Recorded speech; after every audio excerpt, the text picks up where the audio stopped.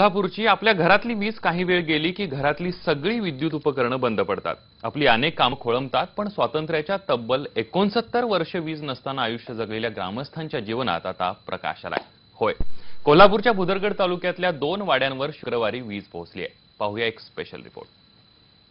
गेली 69 वर्ष आमच्या घरी लाईटच नव्हती, पण माझ्या जन्मापासून पण कधी असा लाईट येईल असा आम्ही विचार सुद्धा केला नव्हता। एवढ्या खेड्यागावात इथे लाईट येईल। प्रतीक्षाची ही प्रतिक्रिया, या प्रतीक्षानं कळायला लागल्यापासून विजेची प्रतीक्षा केली आहे आणि आज तिचं जीवन प्रकाशमय झालंय। भुदरगड तालुक्यातल्या भटवाडी आणि तांब्याचीवाडी या 2 वाड्या स्वातंत्र्यानंतरही विजेपासून वंचित होत्या। डोंगराळ भाग, जंगलाचा भाग म्हणून खरं तर या परिसराला ओळखलं जातं।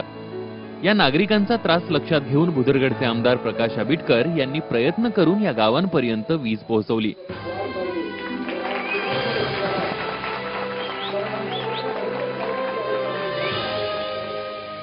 एखाद्या छोट्या गावासाठी एवढे पैसे खर्च करण्यापेक्षा अनेक मोठी गाव आहेत की जिथे लोखंडी पोल रचले आहेत, त्याच्यासाठी पैसे पाहिजेत, स्ट्रीट लाईटची मागणी आहे त्याच्यासाठी पैसे पाहिजेत।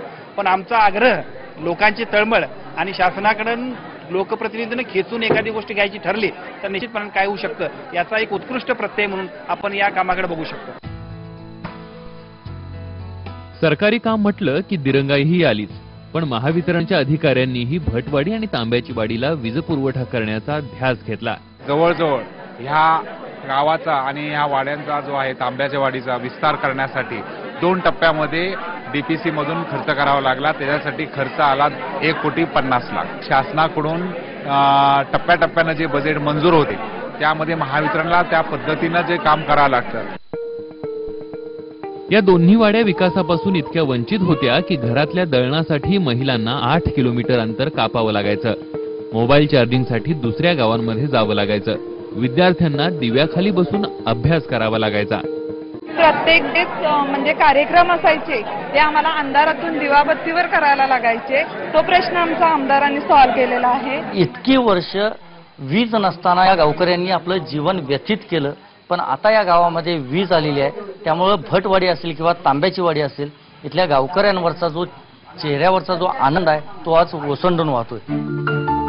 कोल्हापूर जिल्ह्यातल्या चंदगड, गगनबावडा या तालुक्यांमध्ये अजूनही भटवाडी आणि तांब्याचीवाडी यांसारख्या अनेक वाड्या विकासपासून आणि विजेपासून वंचित आहेत।